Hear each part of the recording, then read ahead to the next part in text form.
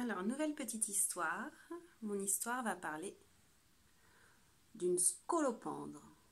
Donc, une scolopendre, c'est ce qu'on appelle communément un mille-pattes. Voilà.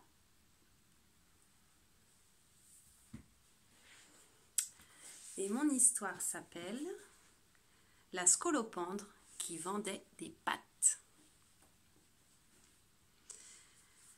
L'histoire que vous allez entendre vient d'un temps reculé, un temps dont nul ici n'a le souvenir, à part quelques vieux rochers de la montagne, quelques vieilles vagues de la mer et le soleil qui est au début de toute chose.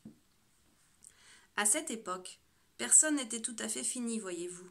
À l'un il manquait un bras, à l'autre une queue, à l'autre un cou. Mais surtout, les gens et les animaux avaient besoin de jambes et de pattes. Pour marcher, c'est quand même bien pratique. Quand quelqu'un était fatigué de boiter ou de se traîner par terre, il se rendait au grand marché où la scolopendre tenait boutique. Maline, la petite bête. Elle vendait à qui en voulait 1, 2 ou 3 pattes de toute taille, de toute couleur. Pardon. Des pattes avec des pieds, avec des sabots ou des ongles, des pattes poilues, des pattes lisses, des pattes aux griffes acérées ou aux ergots bien pointus.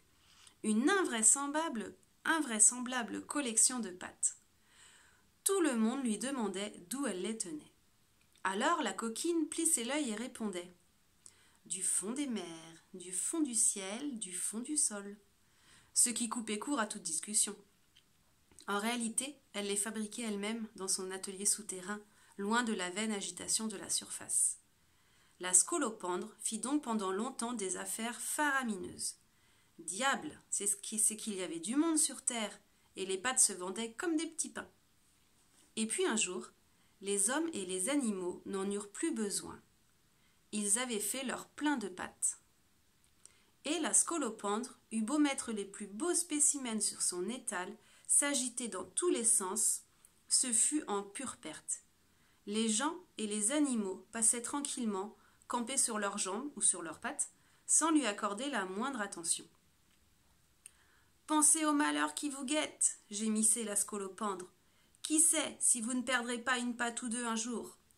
Mais tout le monde haussait les épaules. Chacun sait qu'une bonne santé vous rend téméraire.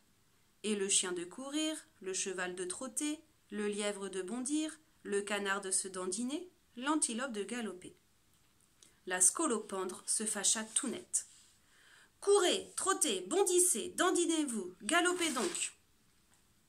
Animaux ingrats et imprudents, je rirai bien le jour où vous aurez besoin de mes pattes. Vous n'en voulez plus? Eh bien, je les garde pour moi, jusqu'à la dernière. Ainsi en décida la scolopendre. Plus jamais elle ne fabriqua ni ne vendit de pâtes. Et celles qui restaient, l'ingénieuse les utilise encore. Regardez-la dans l'herbe qui trottine gaiement. Aujourd'hui, on l'appelle le mille-pattes.